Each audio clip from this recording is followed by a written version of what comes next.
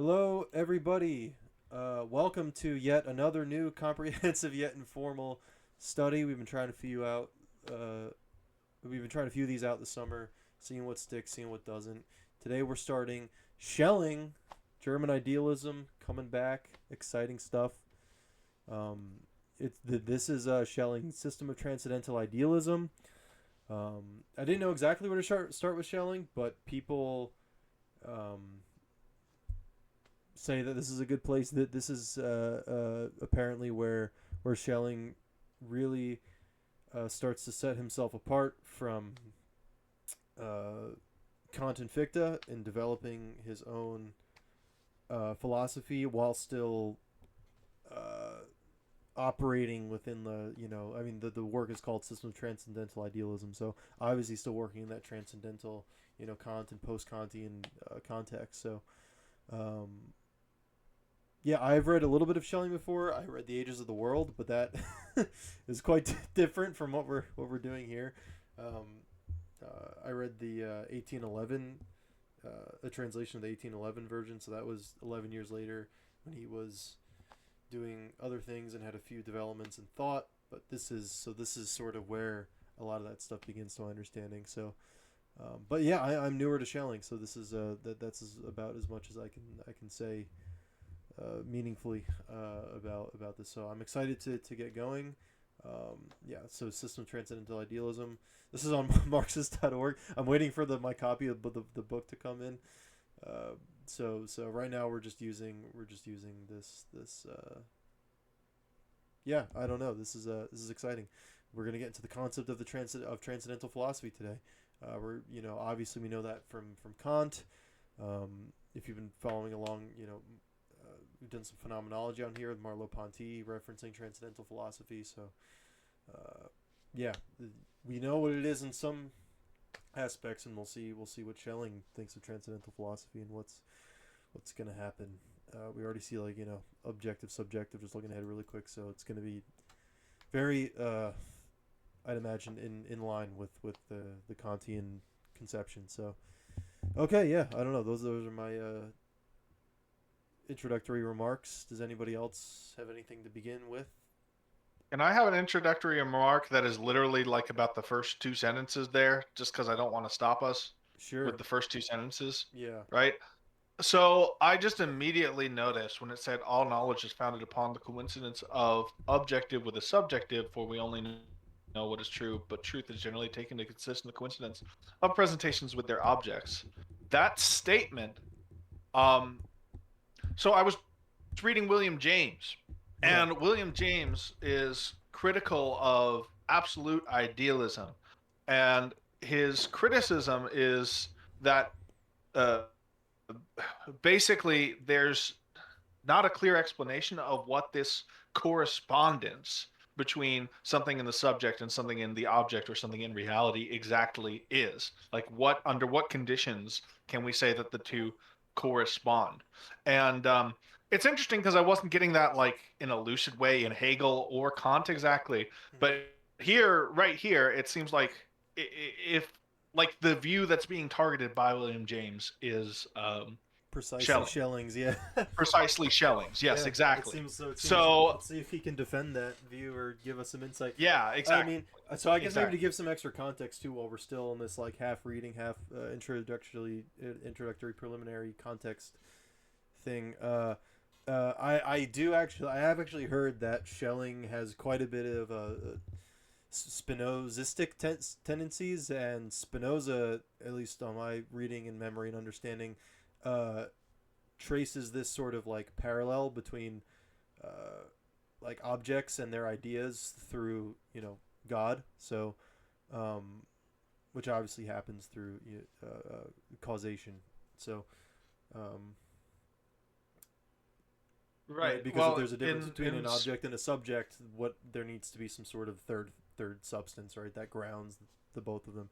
So I think that's something that's going to be on Schelling's mind, and hopefully something he'll in he'll my present in his view, own way. Spinoza's biggest issue is that he simply doesn't really account for the subject one way or the other.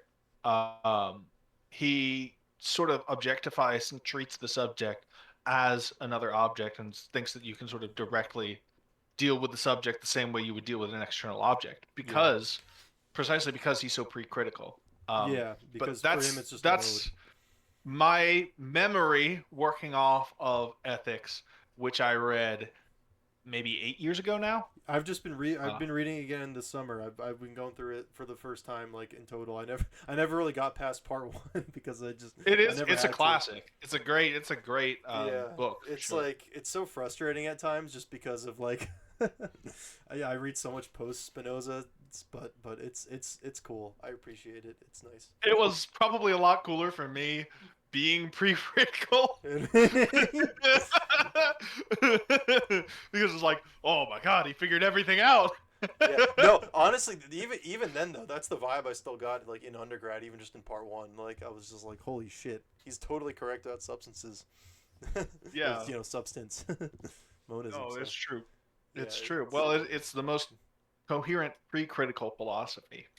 yeah, it is for sure. Anyway, anyway, Anyway, yeah, but I bring that those are up. my preliminary thoughts. Yeah, I thank you. I bring that up because I think that'll be on Schelling's mind in a similar way. So we'll see what he says. Okay. Well, Pat, you basically read the first thing of So I what. might as well read it. Yeah. Yeah. Okay. Well, you read it basically. All Does right. that? I'm just going to read it again Okay. slower because I blazed through that. Sure. All knowledge is founded upon the coincidence of an objective with a subjective. Note the way that's conjugated, right? He doesn't say an objective thing. He Yeah. treats objective and subjective as a noun, which we don't usually do in English. All right. Anyway, uh, for we know what is true, but the truth is generally taken to consist in the coincidence of presentations with their objects. Okay. The intrinsic notion of everything merely objective in our knowledge, we may speak of as nature. That's good. That's a definition, right? Mm-hmm. Nature is the Objective objective. knowledge. It's Yeah. uh, probably what Kant would. No, I guess it's not the thing itself. It's the object. Okay, so the notion that of everything subjective is called, on the contrary, the self or the intelligence. Okay. The two concepts are mutually opposed.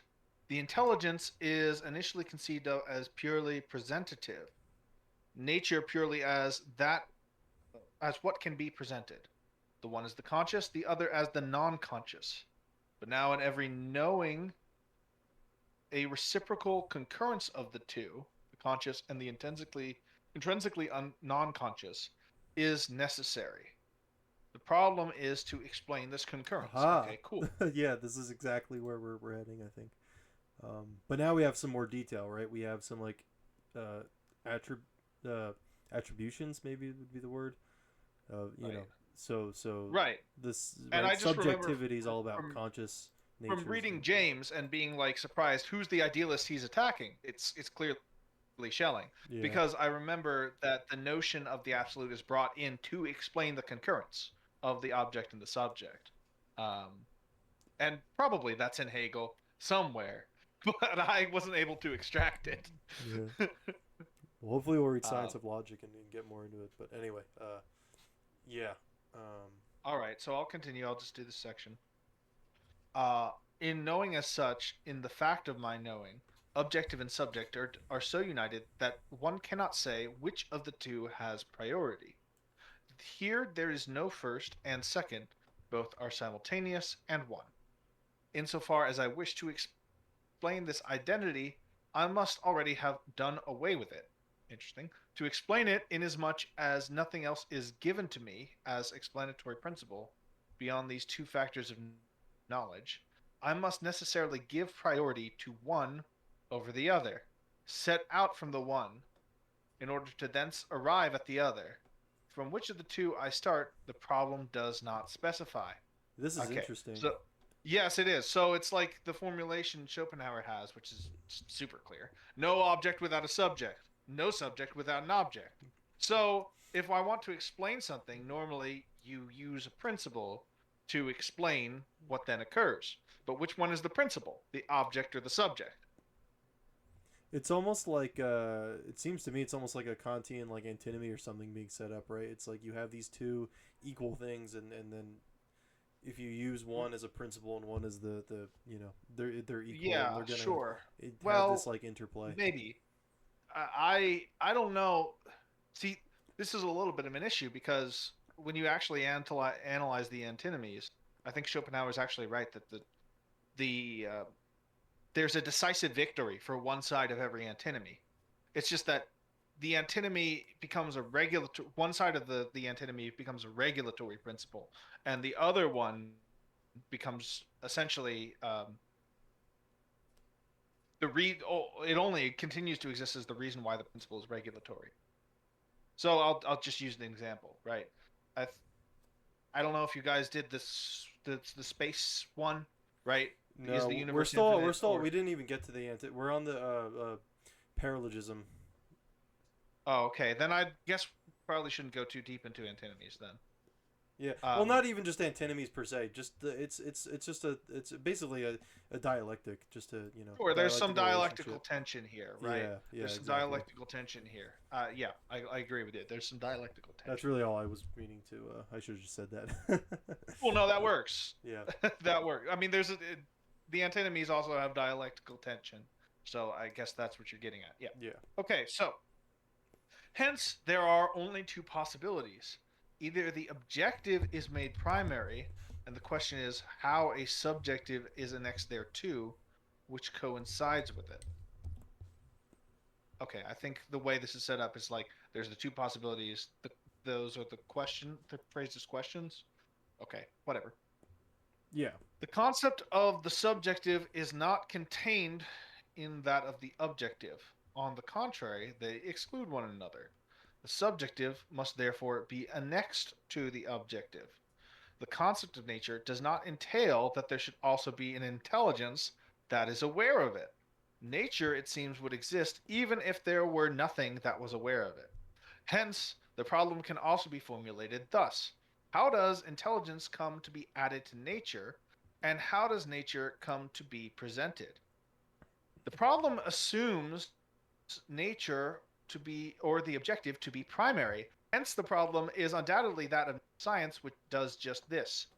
That natural science, in fact, without knowing it, at least comes close to the solution of the problem, which can be shown briefly here.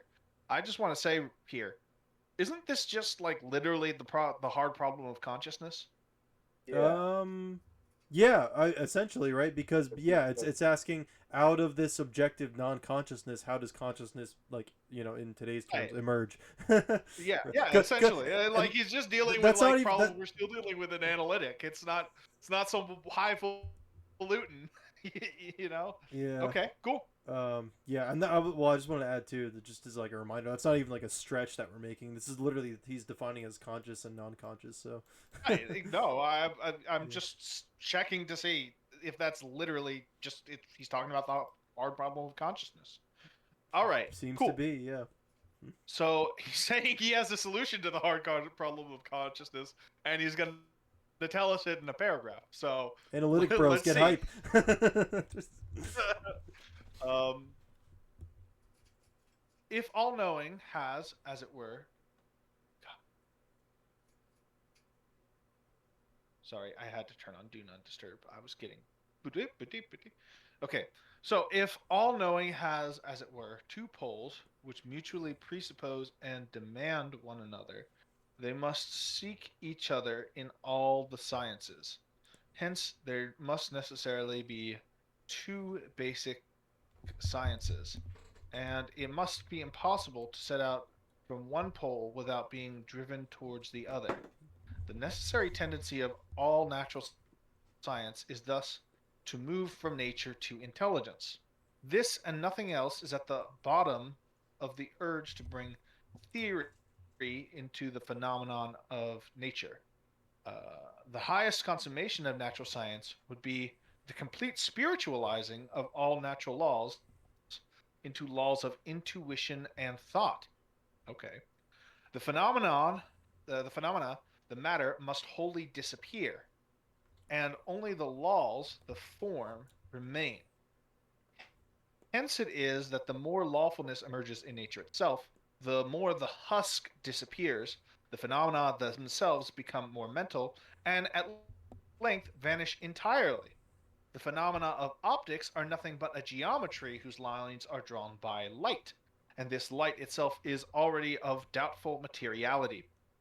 In the phenomena of magnetism, all material traces are already disappearing, and in those of gravitation, which even scientists have thought it possible to conceive of merely as an immediate spiritual influence, nothing remains but its law, whose large scale execution is the mechanism of the heavenly motions.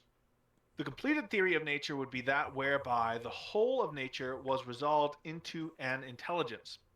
The dead and unconscious products of nature are merely abortive attempts she makes to reflect herself.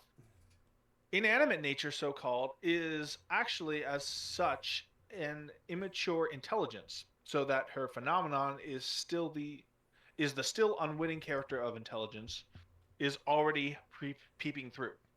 Nature's highest goal, to become wholly an object to herself, is achieved only through the last and highest order of reflection, which is none other than man, or more generally, it is that which we call reason, whereby nature first completely returns into herself, and by which it becomes apparent that nature is identical from the first with that which we recognize in ourselves as the intelligent and the conscious. So Yeah, there's a that's lot there. interesting. Yeah. There's a lot there. Um, Um, what I'm latching on to is that this is a philosophy of science, not just an answer to a metaphysical question, right? He yeah. is he's saying essentially that the process of science is an intellectualization of nature, right? Yep. So we go, and as we learn more about the natural world, it becomes more like a priori laws of intuition and thought. Abstraction. Yeah. Uh, yeah. So it becomes more similar to an intelligence. Um, I feel like relativity actually threatens this, right? Um, no, I feel Because I if think relativity supports this, or at least would all be an right, example of it. so well, let me stick out my Yeah. Sorry. claim here, right? So that's fine. But if we, you and I were talking earlier about like what we think relativity says, or why relativity does not threaten Kantian space time, right? Space, time is supposed to be uniform, infinite, straight line, basically, in Kant. Well, and our answer is okay, that's a phenomenon, that's an intuition. In order to explain relativity, we have to accept that this is just sort of like a matrix. It's like some code. You put in one set of inputs and you get an output that is a phenomenal prediction, right?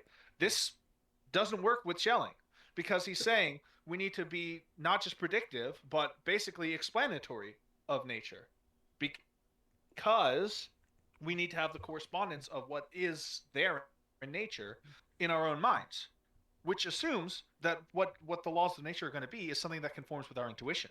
So, like for example, we can't really like relativity. We cannot imagine it in the same way. We can't do like um, when I do geometry and use optics as a model for geometry or geometry for an optic model for optics or whatever. It's possible to basically conceive of optics in a purely imaginative way, right? Where I feel like I understand what's going on because it's a relationship of intuitions that I understand. Right. But relative time doesn't work like that, right? I can't Right. actually conceive of it. I have to use some kind of metaphor. So it seems like I'm actually moving away from the intellectualization of nature But I don't. and towards making it more irrational. So that was my now go. Okay. I think you're maybe. I mean, I don't want to.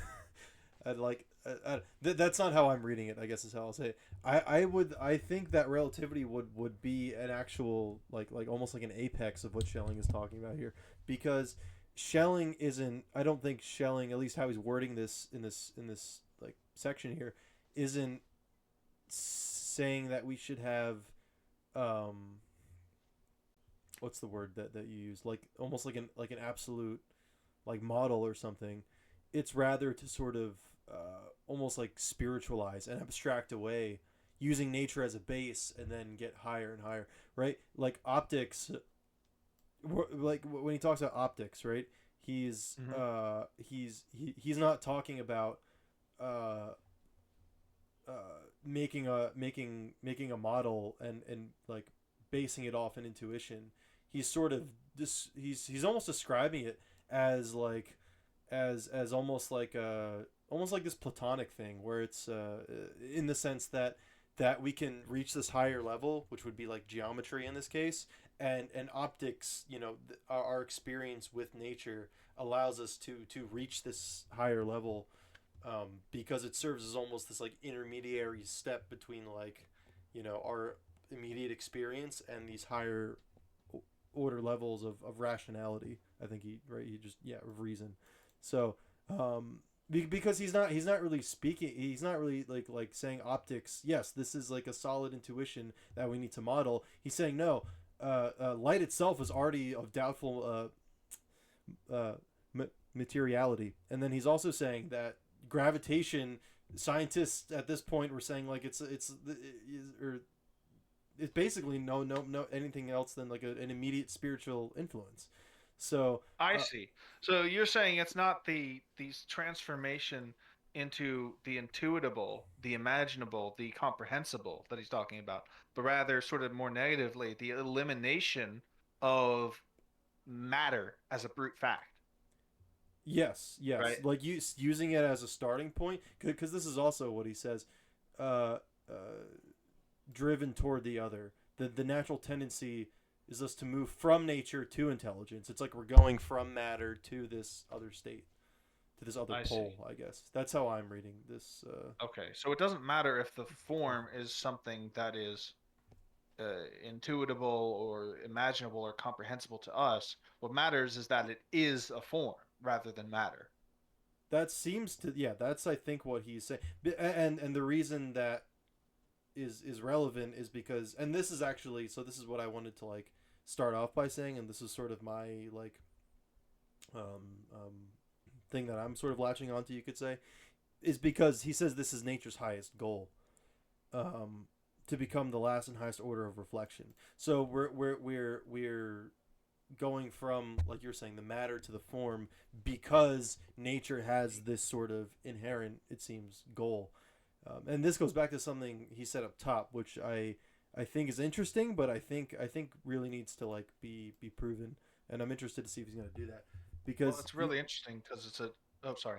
yeah, well, I was just going to say, because he makes this claim, and I don't know exactly that it follows from what he's already said. He says, if all knowing, as it were, is two poles which mutually presuppose and demand one another, they must seek each other in all the sciences. This is something that I'm not sure like follows. I think especially if you wanted to take like a dualist position, that would be like, at least just purely within this like what would you call it? I don't know, conversation or like context.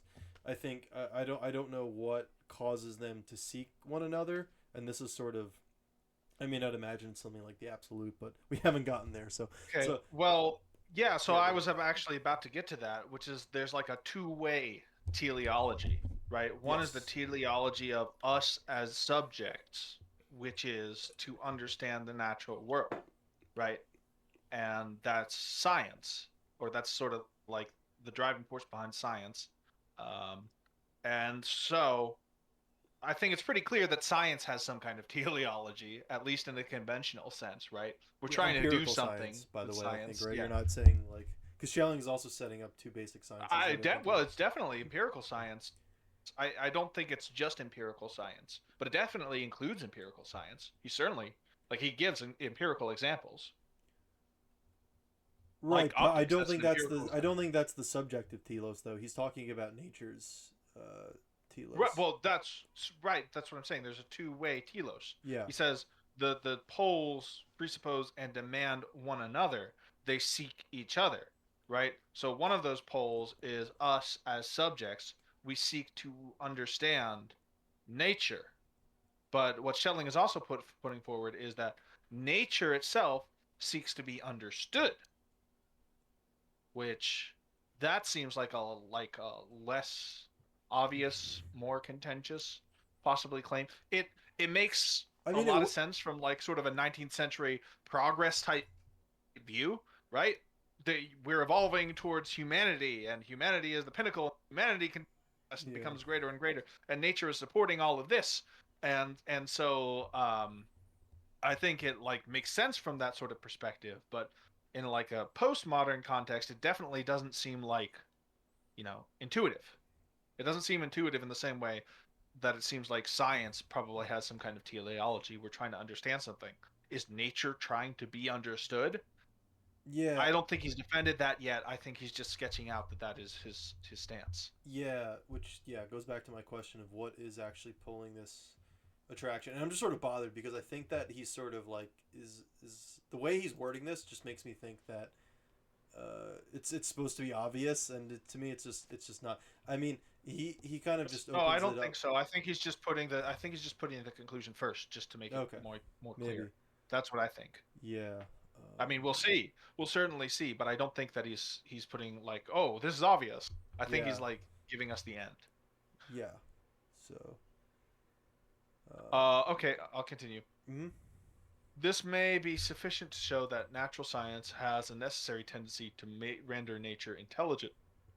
Through this very tendency, it becomes nature philosophy, which is one of the necessary basic sciences of philosophy. The further elaboration of the concept of a nature philosophy and its necessary tendency is to be found in the author's Sketch for a System of Nature Philosophy, compiled with the introduction to the sketch and the elucidations that are to appear in the first number of the Journal for Speculative Physics. Let's go Okay. Schelling getting published in a journal. Yay. Alternatively, the subject is made primary, and the problem is how an objective supervenes which coincides with it.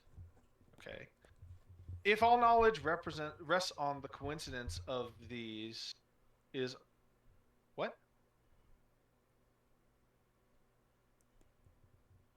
Can you make sense of that sentence? I'm If trying right all now. knowledge rests Yeah. upon the coincidence of these, is undoubtedly the supreme. Oh, Okay, I oh, understand. oh, oh. So this is meant to be taken as like a If yeah, yeah, yeah. put it in quotes. If all knowledge, the question, if all knowledge, or does all knowledge represent on the coincidence of these?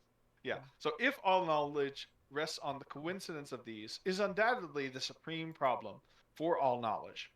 And if, as is generally admitted, philosophy is the highest and foremost of sciences, we have here undoubtedly the main problem of philosophy. So this is what we were talking about earlier, right? Yeah. This is that correspondence theory. It's epistemology. Mhm. Okay, cool. However, the problem only requires an explanation of the concurrence as such and leaves it completely open as to where the explanation starts from, as to which should make primary and which secondary. Yet since the two opposites are mutually necessary to each other, the result of the operation is to be the same, whichever point we set out from. Okay. To make the objective primary and to derive the subjective from that is, as has just been shown, the problem of nature philosophy. If then there is a transcendental philosophy, there remains for it only the opposite direction, that of proceeding from the subjective as primary and absolute, and having the objective arrive out of this. Thus, nature philosophy and transcendental philosophy have divided into two directions possible to philosophy. And if all philosophy must go about either to make an intelligence out of nature or a nature out of intelligence, then transcendental philosophy, which has the latter task, is thus the other necessary basic science of philosophy. Okay. So we've gotten So our exposition as to what transcendental philosophy is. It's this other corresponding, necessary basic science based on this object sub object subject right, divide, but also correspondence and sort of mutual yearning, I guess. right. So this idea that the transcendental philosophy starts from the subject, what are the subject's own laws, and then move from that to how do we get an object? Do we get a possible experience for that uh, um, subject, as opposed to the nature philosophy, which the job of nature philosophy is to explain how do we get an intelligence arising out from nature. Yeah, So so it's like on the one hand we have relatively just Kantian transcendental philosophy, and on the other hand we have like the materials, the naturalism. philosophy, basically the philosophy of mind that current day analytics are largely stuck on. A lot of them Yeah, anyway. like the neuro like people. Yeah, exactly. So on the one hand, we've Neurophilo. got It's literally basically, called yeah, neurophilosophy. One of the adjunct instructors instructors at Drew is teaching analytic philosophy of mind. He has a master's degree in neurophilosophy, so it's officially an academic subdiscipline. gotcha. So we've got like neurophilosophy on one end, and then in Kantian transcendental philosophy or something like it on the other. Yeah, Okay, and it is cool. in between these two we will find the absolute. Hopefully, that's my guess. I don't know. Corollaries. Um, I'm wondering if, for the sake of just uploading these to YouTube, if this would be a good place to just stop the recording and then we can pick up for section two. Um, yeah, that's a decent amount of stuff. So, okay, I'm gonna end this recording here. Well, actually, before I do, not many other people have spoken. Just want to check if there are any questions or comments about anything Schelling or Pat or Nye or anyone has been saying.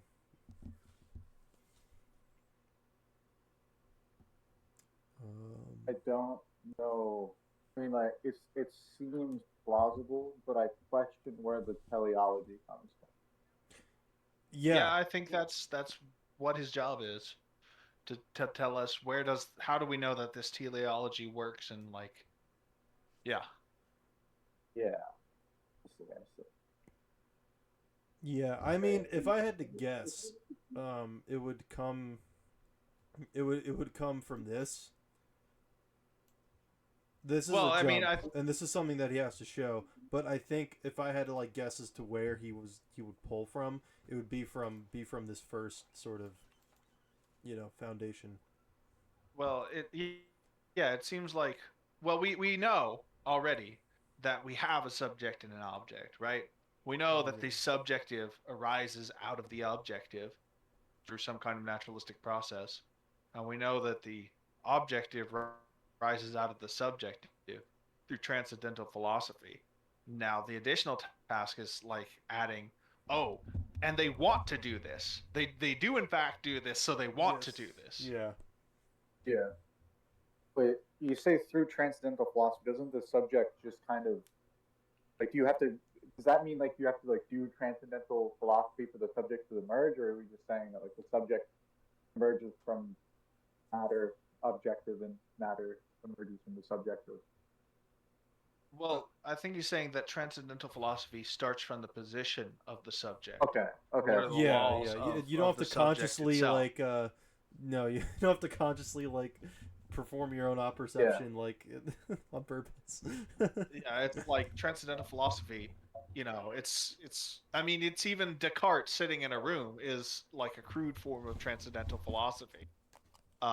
It's just he's sitting. What can he doubt, right? And he ultimately winds up erasing all of external existence and coming up with like, okay, well, one principle is basically our perception, the basic I am.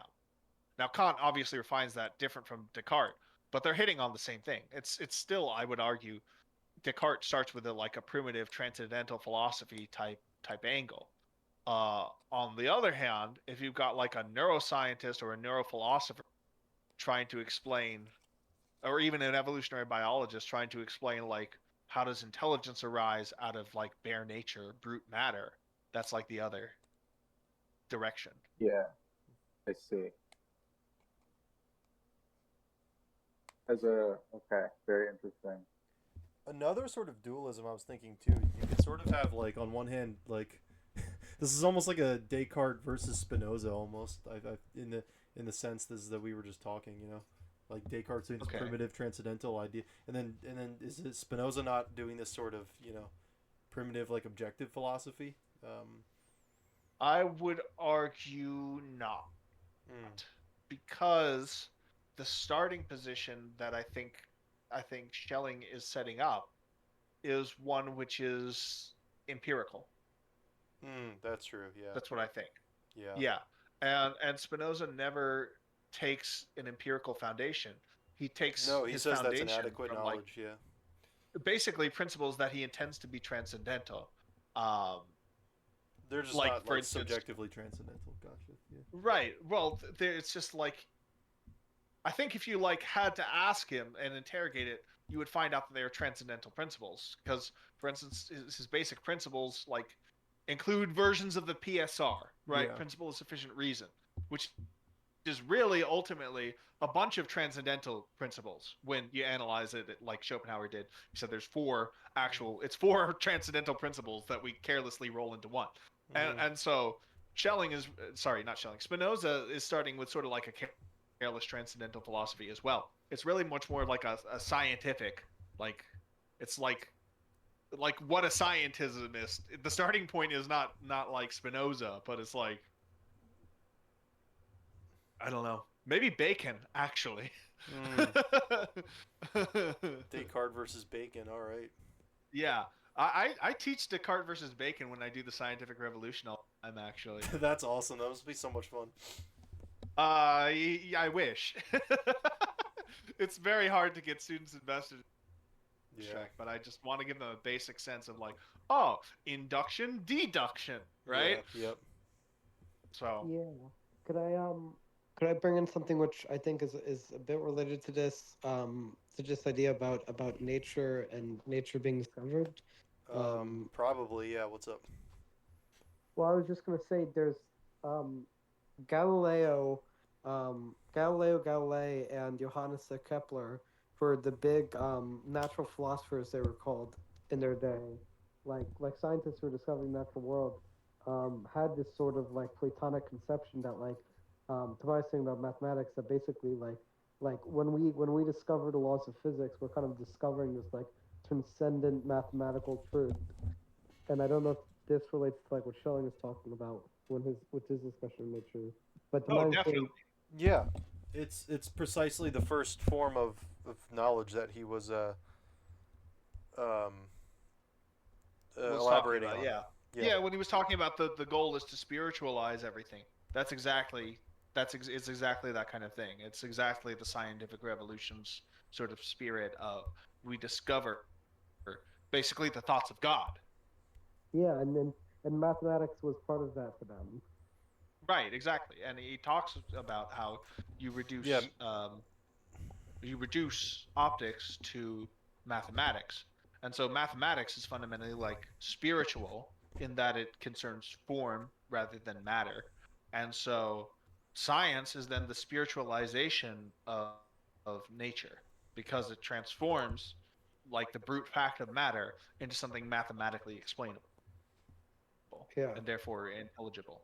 So yes, absolutely. Exactly. Yep. Intelligizing. Yep. In other words, like making it conscious, right? Yeah. Which is why he says at the end here, like nature sort of peaks basically with man, because that's what we do. We are, you know, in Schelling's And conception really, by anyway. man, he means intelligence. On Earth, it's man, but aliens would certainly be Oh included. yeah. Probably aliens would be like higher. It's just like whatever's the most rational. Yeah. Yep. What does it mean like the first like paragraph when it says What does the like, first paragraph mean? well no, so when it says like all knowledge is from the coincidence of an object, what does coincidence mean in Well, this context? that's exactly the question. Like that is exactly what he's trying to Yeah. explain. The problem is to explain this concurrence. Yeah, No, it's no, but exact- coincidence. Wait. It's on. Wait, so it means that objective and subjective things concur together. well, there's an Yeah. object and a subject of knowledge. Every time that you have knowledge, you have a knower and a known. And so, Okay. what's the relationship Right. between the two? Okay. Okay, I see. It's like subject-object identity kind of thing. And for Right. example, Descartes answered this right by dualism. He said there is no right thing Right, besides just a vague sense of like interaction, right? There's there's essentially two substances, right? Spinoza, who I brought up earlier, and why I've heard Schelling tackles this in a similar way to Spinoza. I don't know, we'll see, but I've heard that, and what Spinoza does, right, is he doesn't say they're two different substances. He says they're two modes, but also defined through like attributes, right? Thought and an extension, and they're ultimately grounded by this singular substance. So Yeah, those are in like my two opinion, it's the different most answers. unclear part of Spinoza, but it's this belief that I think it's called parallelism Yeah, is the way other parallelism, people yep. describe it. Yes. That basically, there's body and their mind, and they run exactly parallel. For every object in physical space, there's an exact mental replica, essentially. Yeah. I mean, like you can only. But can't you only understand like? I mean, like, are we? Okay, I might be. This is. Is there? Are they presupposing that like there is an external world in the way like an analytic would? Like what is?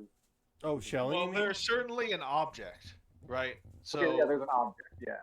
yeah, there's an object, and insofar as there's an object, it's external in the sense of like it's not It's the an- subject, He defines Yeah, it in it's terms an of but extension, not consciousness. that it could exist independent. Not that it could exist independently of the subject. Right, I don't think right. he's presupposing that at all. I Because think the- he's because- not presupposing anything in his argument, but probably he will show that the two necessarily exist for each other. So Okay. And this is I don't know if we don't have time for what I'm about to say next, we do not have to talk about it. But what happens is like what's like the whole deal with like a subject becoming the object of the subject? Is that like a whole subject. whole thing? Oh, I don't know if Object. that's the direction this will go. Becoming in. its own object. Subject coming to like self. You're talking about like self-consciousness, like. I guess so. Yeah. Like, what's that? Well, I guess that's transcendental philosophy, right? Because Yeah, I guess so. if you make the object primary, you have to understand. Sorry, if you make the subject primary, you have to understand the subject, which means that you're adding the objective component of the subject is something to be understood by the subject. I think we're skipping ahead, but I think the same thing actually goes inversely for A. If the objective is made primary, well, there also has to be a subject there, right? We can't get away from it because if there's no subject, who's gonna know the things that we're saying about the object? Right. So it's like we're already there. We try to just assume the object or the subject, but we've already assumed the subject and the object whenever we do either. Yeah. Right. But I guess we'll see how that plays out. Yeah, Yeah. we'll finish out this dialectical situation going on. Cool. Anything else before I end off this recording? Are you familiar with the philosopher Friedrich Schelling? There he is. There he is. Unironically, no, I am not. Now you are. Welcome to Schelling. Have you read his critical introduction to the philosophy of mythology? Yeah. Critical historical introduction Which to the is philosophy of mythology. Impossible to find. Is Yeah. philosophy of mythology Schelling's pre-Petersonianism? I don't know. I just know that. I It's mean, all of predicted this that is Trump pre. will All of raise this the is wool. pre Peterson. What if we started defining philosophy that way, like pre Peterson, like pre-critical? There's the pre-Socratics. There's the pre-modern. Pre-critical. The pre-criticals, and then there's the Pre-Peterson. pre-Petersonian. Foucault seething, Marx seething, Peterson overcoming. Oh my God! Alrighty, let's see if I can. Let's see if I can come up with a Petersonian. Schellingian wisdom of the day. Yeah, do we have Schellingian wisdom of the day? Yeah, Schellingian... don't assume a subject without an object. Schellingian Otherwise, you won't have wisdom of knowledge. the I mean, you day. can play around with these thought experiments, but ultimately, you'll find that in them are baked in, like we were just saying, the subjectivity and objectivity. So, yeah, don't just give one primacy dogmatically. Otherwise, you'll be a Francis Bacon or a Descartes or something. So. Won't be a Schopenhauer. This is probably why Schopenhauer credits Schelling more, because Schopenhauer is very explicitly like, no subject without an object, no Yep. object without a subject. Yep. He says it a little more emphatically. He says it like even more lucidly, in my opinion. Probably, yeah. But yeah, cool. That's my wisdom. It's simple, but I think solid. Make sure your nature is spiritual. That's a cool one. That's another one I'll give. Don't be a limited materialist. Materialist seething. Eliminative materialism is so like interesting and like kind of funny. Yeah. Cool. Well, on that note, I'm gonna end off this recording. 46 minutes, not too bad. We will see you next time for section 2, the corollaries of this first section of concept of transcendental philosophy. So cool. Alrighty, see you then. Bye bye.